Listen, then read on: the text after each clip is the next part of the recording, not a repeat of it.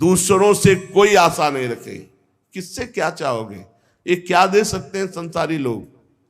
कोई ऐसा नहीं है जो मांगने में ना उतारू हो, सब मांग रहे हैं। अगर मांगना ही है तुमसे तो ऐसे से मांगो जहां से मांगना मिट जाए, वो केवल भगवान, केवल भगवान। भगवान के सिवा अन्य से किसी मांगने से हमारा मंगतापन नहीं मिटेगा। पीछे एक दिन चर्चा में आया था कि यदि जांचना ही है तो जानकी नाथ से जांचो, जिससे जांचने के बाद जाचकता जरी जाए, मांगना मिट जाए।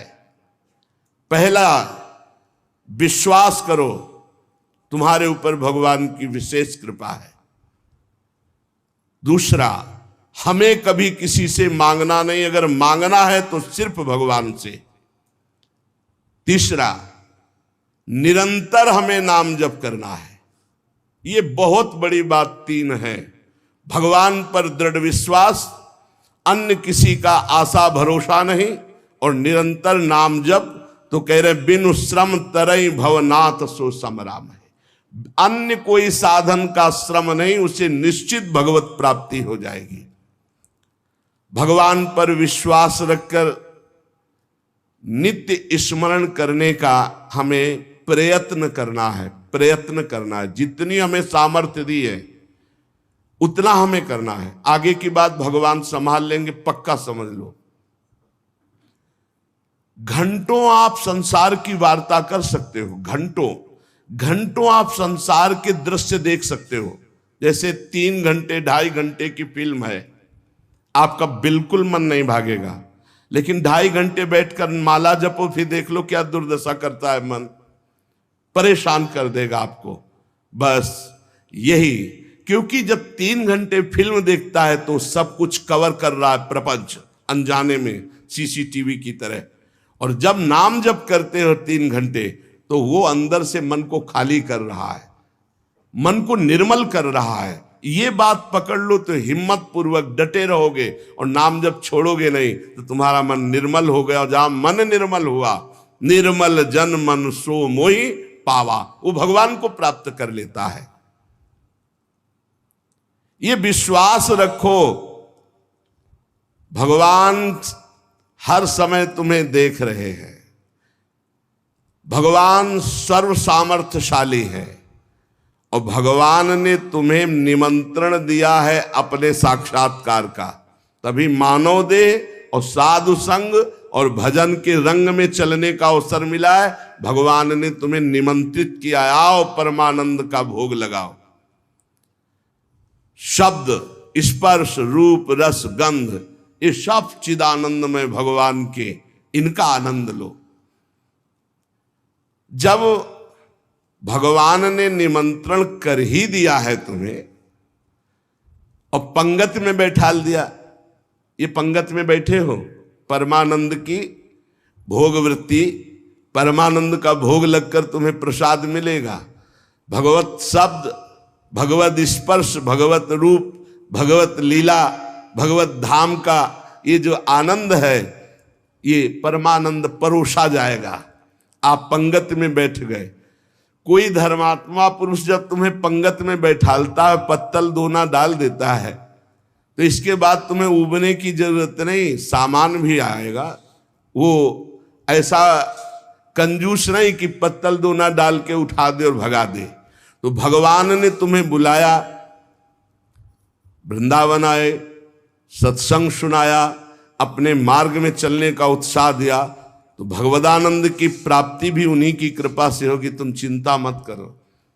एक और तुम्हें बात बता दें खास, यदि भगवान के आश्रित हो गए हो, अंदर से दृढ़ भरोसा भगवान का, और निरंतर भजन भी नहीं होता, तो आपको निरंतर भजन का ही फल मिलेगा। जैसे कोई आदमी लेबर को लिवा लावे, अब भाई शाम तक के कितने लोग हैं? बोले 500 रुपये। अब बैठ जाओ, यहाँ बैठ जाओ, हम आपको काम बताएंगे। और शाम तक उसने कोई काम नहीं करवाया, तो बोले उसको 500 रुपया देना पड़ेगा कि नहीं देना पड़ेगा? पक्का देना पड़ेगा ना। तो भगवान को भगवत प्राप्ति करानी पड़ेगी। बुलाया है हमको। श्री राधिका कृपा बिनु सबके मनन अगम में श्री जी ने वृंदावन बुलाया है। जिनको वृंदा विपिन है कृपा ते नहीं की हुए, तभी तो यहां आ पाओगे। सत्संग सुनाया, क्यों सुनाया सत्संग? हम फंसे थे संसार में, फंसे रहने देते, क्यों सुनाया? संसार का राग हटवाया सत्संग के द्वारा, क्योंकि वो मिलना चाहते हैं आपसे। इतना जब कर दिया तो अब आप अंदर से भगवान की शरणागति स्वीकार करो, अंदर से भगवान का आश्रय स्वीकार करो। भजन की कमी भी होगी तो भी भगवत प्राप्ति हो जाएगी। जैसे वो 8 घंटा काम करने वाले को 500 मिलते हैं, पर वो काम नहीं करवाया, 8 घंटा बैठाले रहा, तो बैठाले रहने के 500 रुपया उसको देने पड़ेंगे, कानूनी देने पड़ेंगे। ऐसे ही भगवान को भगवत प्राप्ति करानी पड़ेगी। काहू के बल भजन को, काहू के आचार और व्यास भरोसे कुंवर के सुवत पाँव। आपने बुलाया है हमको। अगर आप ना घसीटते तो हम जैसे थे संसार में, देखो संसार में अपने आप में सब रमे हैं, वैसे ही हम भी रमे थे। आपने घसीटा, जब आपने घसीटा तो भगवत प्राप्ति आपको करानी ही पड़ेगी। ये हमको कहने की जरूरत नहीं, वो सत्य सच्चिदानंद है, वो करवा ही देंगे। परंतु अपने को अपने विश्वास में अटल रहना चाहिए। कल एक साधक प्रश्न कर रहे थे कि कई वर्ष नाम जप करते हो गए, अभी विकार नहीं गए, तुम कई वर्ष की बात करते हो? 2-4 वर्ष की बात करते होगे। जब तक भगवत प्राप्ति नहीं हो जाती तो ये विकार धीरे धीरे कम होते हुए चिंगारी रहते हैं, खत्म नहीं हो जाते। ध्यान रखना, ये हम पूरी बात अपने अनुभव की कह रहे हैं। ये चिंगारी रहते हैं, छोटे छोटे बिंदु, और अगर फूस मिल जाए तो चिंगारी को ज्वाला बनने में देर नहीं लगती। भ्रम में मत रहना, बिना भगवत साक्षात्कार के निर्विकार स्थिति नहीं होती। निर्विकारता दिखाई देती है, पर रहते हैं विकार छोटे छोटे बिंदुओं में, और जहां उसको संयोग मिला तो सिंधु होने में देर नहीं लगती। इसलिए आजीवन सावधान। भगवत प्राप्ति के लिए अन्न जल त्यागने की आवश्यकता नहीं है। बहुत बड़े महापुरुषों के वचन ध्यान से सुनना। अन्न जल का त्याग कर देने से भगवान के दर्शन नहीं हो सकते। अगर होते तो चलो भाई अन्न जल का त्याग कर दो तो भगवान मिल जाए, ऐसा नहीं है। ऐसा कोई शास्त्रीय नियम या संतों ने नियम नहीं बनाया आज तक कि आप अन्न जल का त्याग कर दो तो भगवान मिल जाएंगे। एक अहंकार और हो जाता है, वो अहंकार ना होने पावे। अगर हम फलाहार रहते हैं तो भजन के लिए रहते हैं, हर समय हमारा सात्विक भाव बना रहे और निरंतर भजन बने, बढ़िया बात है। पर ये अहंकार ना हो जाए कि ये तो अन्न पाते हो, मैं फलाहारी हूं, 10 भगवत प्राप्ति में बड़ी बाधा अहंकार है। निरंतर भजन और दैन्य, अगर रोटी दाल पाने से होता है तो आराम से पाइए, उसी से भगवत प्राप्ति हो जाएगी। श्री भगवान की कृपा भजन से अनुभव में आती है, अन्न जल त्यागने से नहीं। भगवान के दर्शन भजन से होते हैं। जितना भजन करोगे, भगवद आश्रित होकर, उतने नजदीक आप पहुंचते जाओगे भगवान के। एकादश स्कंद में 9 योगेश्वर जन कहते हैं, जैसे भूखे आदमी को एक एक कवल भोजन तो तुष्टि पुष्टि क्षुधा निवृत्ति होती जाती है, ऐसे ही एक एक भजन, एक एक नाम जप संसार से वैराग्य, स्वरूप का ज्ञान और भगवान से प्रेम, ये एक एक भजन में होता जाता है। तो अब जैसे कई दिनों का भूखा है, 1 2 4 कवल पवा के रोक दो तो कुछ अनुभव नहीं होगा और भूख व्याकुल।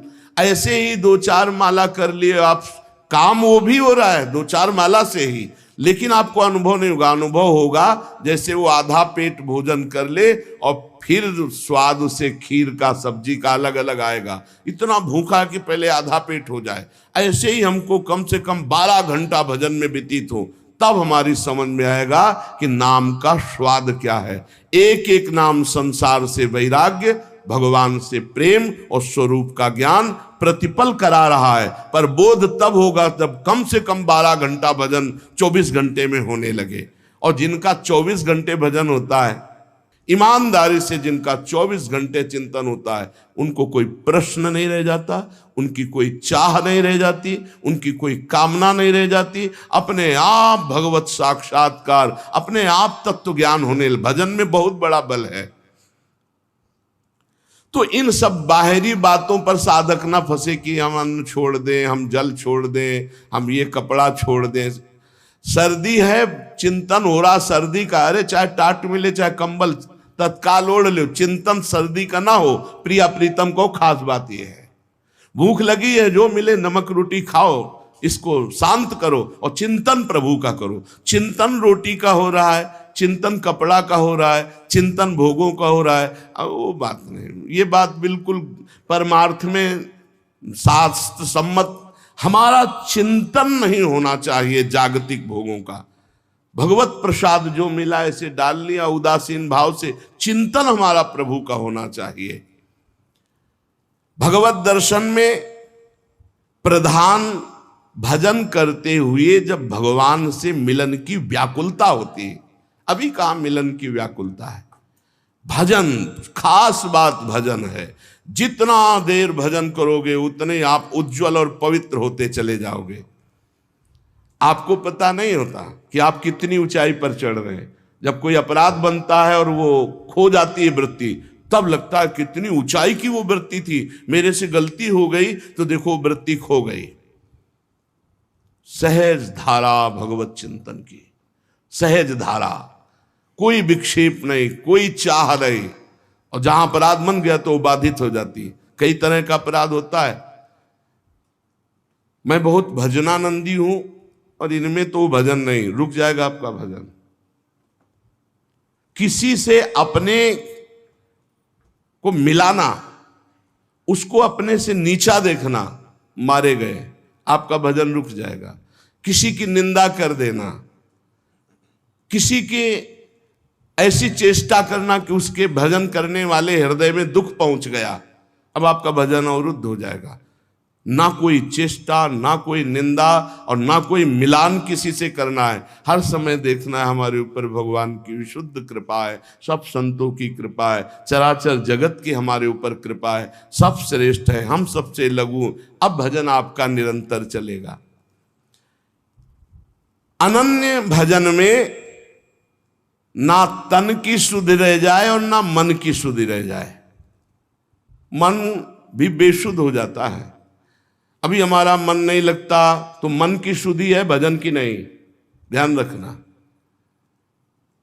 बैठे हो, शरीर में पीड़ा हो रही, अभी तन की शुद्धि है, भजन की। जब भजन में आएगी तो तन मन डारे खोए, लगन लगन सब कोई कहे, लगन कहावे सोए, जा लगन में तन मन डारे खोए। ऐसा भजन चल रहा है कि मन भी पंग हो गया, तन की भी शुद्धि नहीं। यह है भगवत साक्षात्कार के लिए।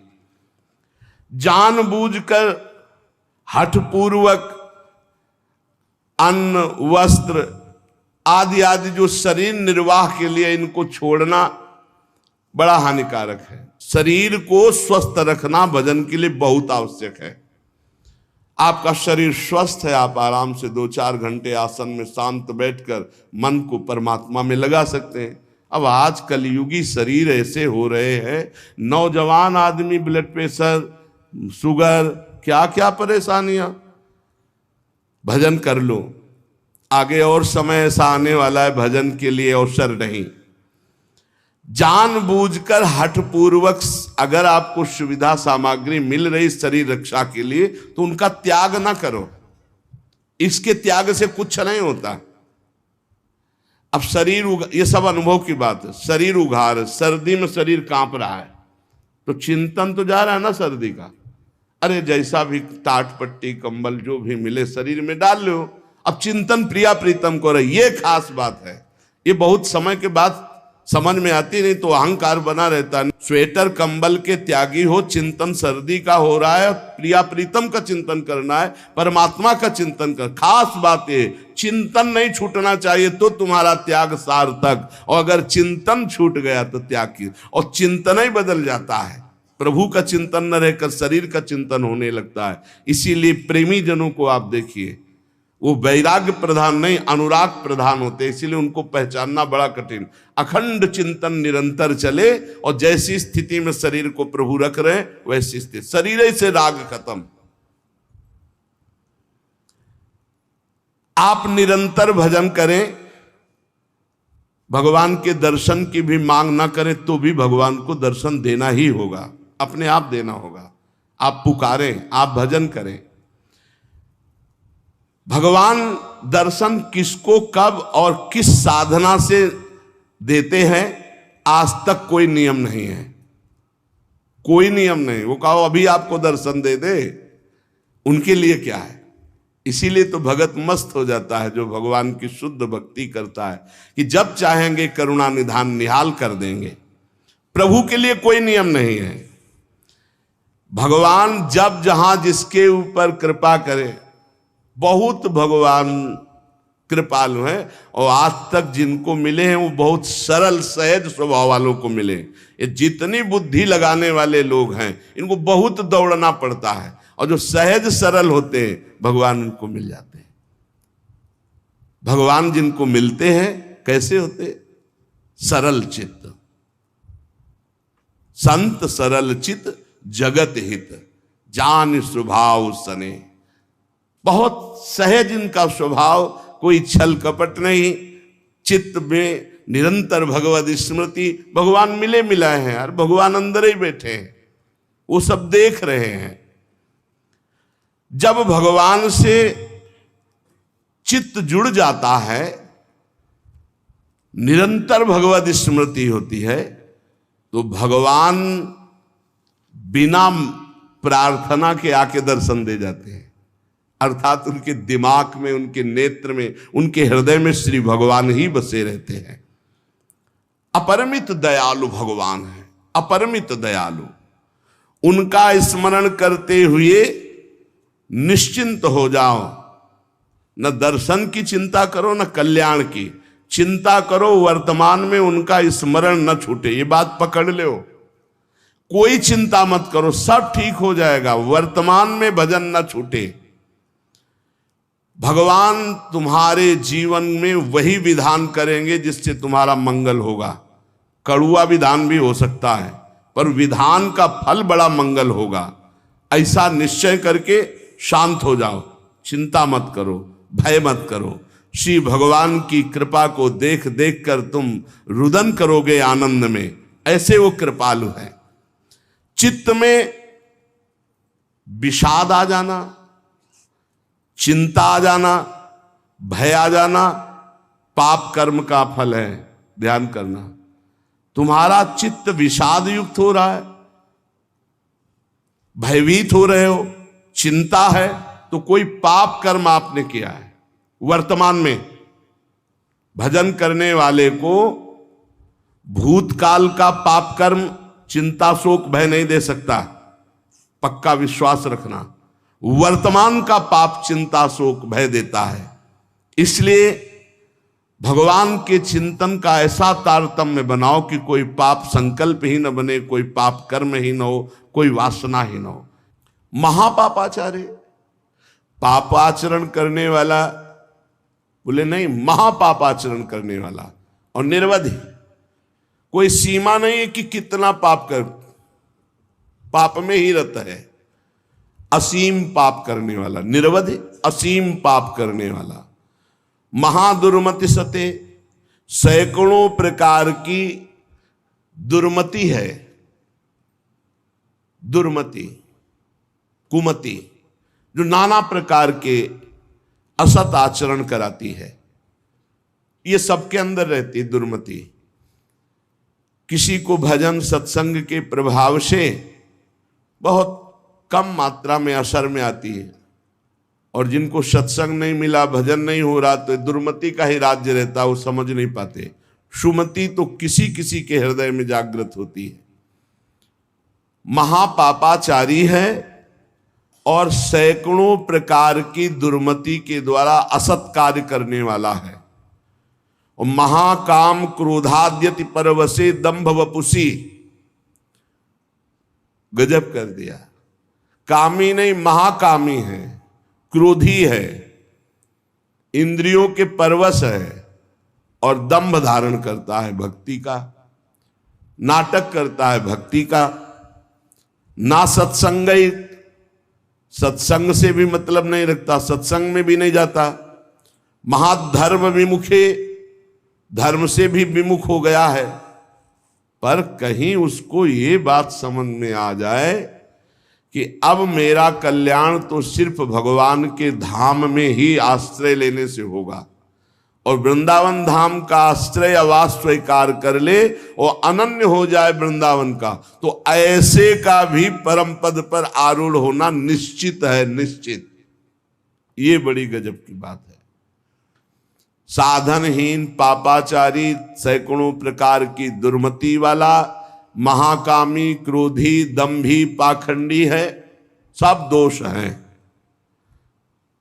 पर उसने एक नियम ले लिया कि अब आजीवन वृंदावन वास करेंगे, अब हमसे कुछ होने वाला नहीं। तो निश्चित उसको सत्संग मिलेगा, निश्चित रजरानी की कृपा से उसका परिवर्तन होगा, और यहां शरीर छूटा तो परम पद को प्राप्त होगा। ये धाम की महिमा है, ये अमोघ है। धाम का प्रभाव अमोघ है, विश्वास कर लो।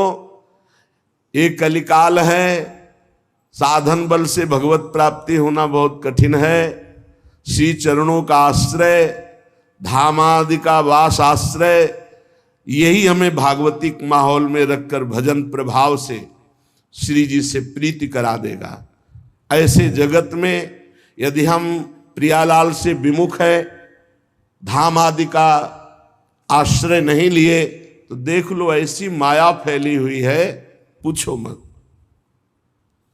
श्री विग्रह भगवान के अर्चावतार के सामने सर झुकाना, संतों के सामने सर झुकाना, गुरु के सामने सर झुकाना, माता पिता के सामने सर झुकाना, ये तो हमारे सनातन धर्म की बहुत प्राथमिक स्थिति है, नहीं रह गई। कुछ जो सत्संगी हैं, श्री विग्रह को देखा तो प्रणाम, संतों को देखा तो चलते फिरते भगवान के मंदिर है, प्रणाम। माता पिता प्रातः काल उठ के रघुनाथा, मात पिता गुरु नामय माथा। साधारण सनातन धर्म की रीति नहीं रह गई। फिर भक्ति रीति, फिर नियम निष्ठा, फिर अध्यात्म की ऊंचाई, तो बहुत दुर्लभ बात है। कैसा भी व्यक्ति क्यों न हो, अगर भगवत प्राप्ति करना चाहता है तो ना धामवास हो पावे तो एक दो दिन के लिए, महीना दो महीना में जरूर आ जाओ। इससे आपकी आध्यात्मिक पावर शक्ति बढ़ेगी, आपका उत्साह बढ़ेगा, आपको भगवत प्राप्ति की लालसा मिलेगी। श्रीपाद कह रहे हैं, अत्यंतोद्धत गणो या सर्वदा असत्पथे, वे कस्मिन् निमिषे पिना स्मृत महानंदाब्धिराधा प्रियः, सद्धर्मैः सदुपासनैर्विरहितस्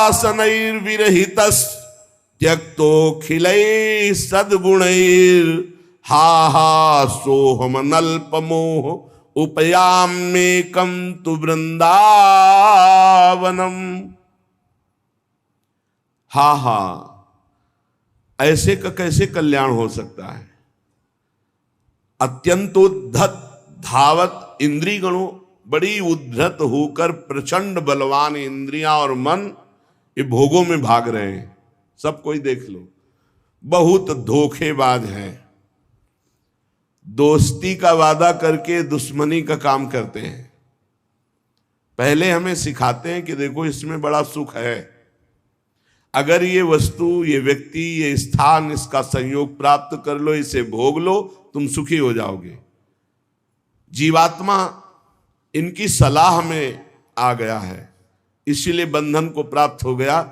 नहीं तो निर्मल है, इसमें कोई विकार नहीं है, चैतन्य घन है, ये तेजो स्वरूप, इसको कोई बांध नहीं सकता, पर सुख के लोभ से बंध गया। हमारा बंधन क्या है?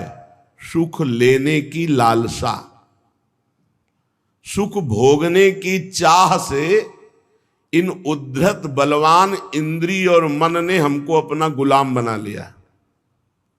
चाहे जितने विद्वान हो, चाहे जितने पढ़े लिखे हो, चाहे जितना सत्संग सुनो, चाहे जितना प्रवचन कर लो, अगर भजन नहीं है, खास बात समझ लेना, तो ये इंद्रियां मन बहुत प्यार से फंसाते हैं।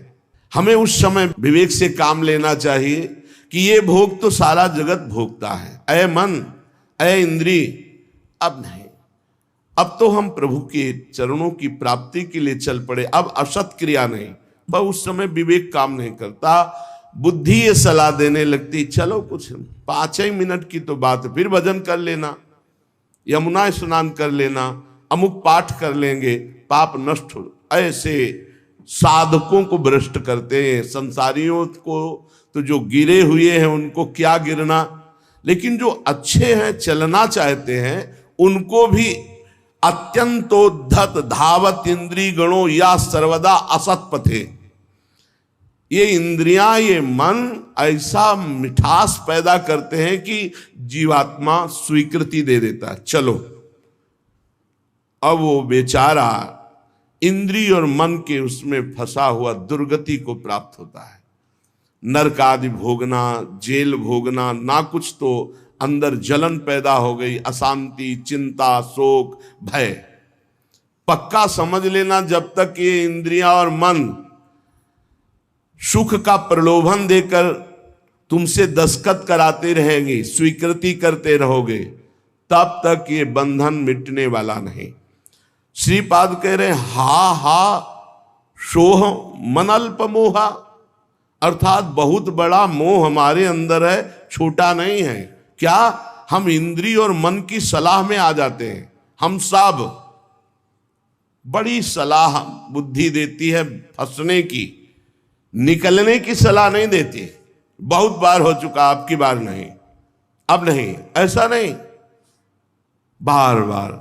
इसे तृष्णा कहते हैं। भोगे हुए भोग को पुनः भोगने की इच्छा का नाम तृष्णा है। ये तृष्णा पापिनी बार बार पाप कराती है। एकस्मिन निमिषेपि ना स्मृत महानंदाब्दि राधा प्रिया।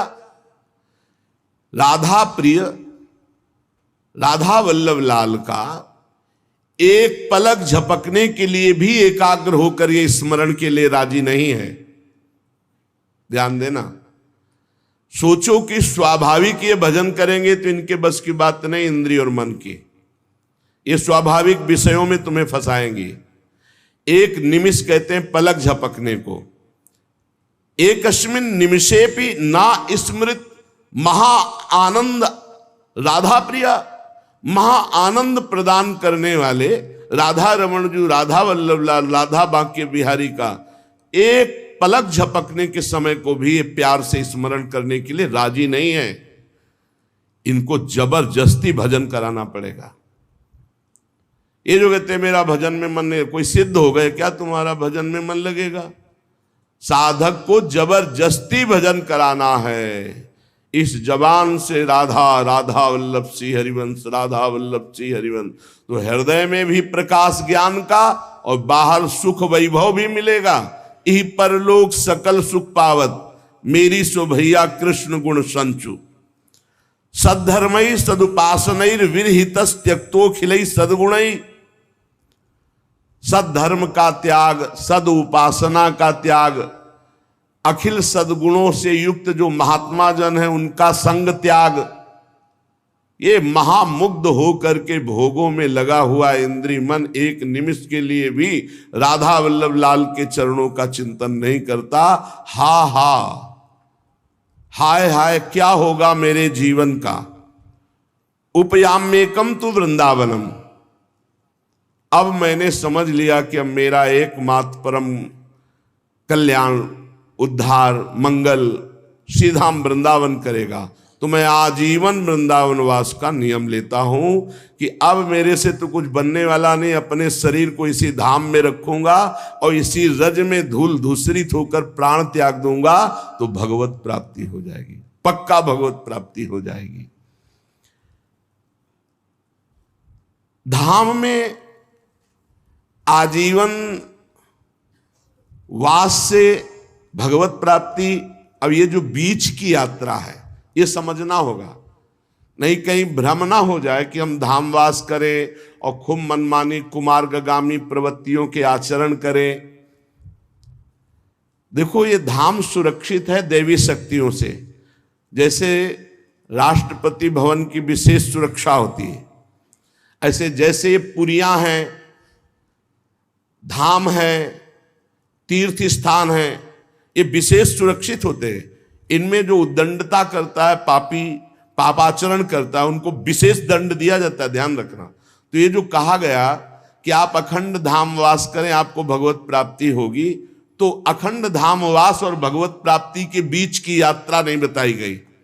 वो होगी सत्संग से, वो होगी रसिकों के संग से। ऐसा नहीं है कि आप धामवास करो, खुला पापाचरण करो, आपको भगवत प्राप्ति हो जाएगी, ऐसा नहीं, ऐसा नहीं। ये भ्रम में मत रहना। ये जो कहा जाता है तो धामवासी को सत्संग मिलता है और सत्संग से वो अपना सुधार करके निरंतर भजन परायण होकर भगवत प्राप्ति करता है। उपासक निरंतर भजन के लिए दृढ़ नियम लेना पड़ेगा। इसके लिए ये नहीं कि घर त्याग करके कहीं भागकर जाने की जरूरत है। आश्रय धाम का लिए हैं और आप बहुत दूर वास कर रहे हैं और निरंतर भजन का नियम ले लिए कि हम अभ्यास कर रहे हैं। अंतर पड़ सकता है अभ्यासी को, वो कोई सिद्ध पुरुष नहीं है, पर नाम जप का पक्का वहीं धाम प्रकाशित हो जाएगा, वहीं प्रिया प्रीतम प्रकाशित हो जाएंगे। विश्वास करी सब आस परिहरी, दास तब जे होई रहे, जप नाम तव बिनु श्रम तरही भव, नाथ सो समराम है। बहुत जोर की बात गोस्वामी जी कह रहे हैं। जो आप पर विश्वास करके सबकी आशा का त्याग करके आपके चरणों के दास हो गए और रात दिन आपका नाम जप कर रहे हैं, तो बिना प्रयास के वो इस संसार समुद्र से पार हो जाएंगे।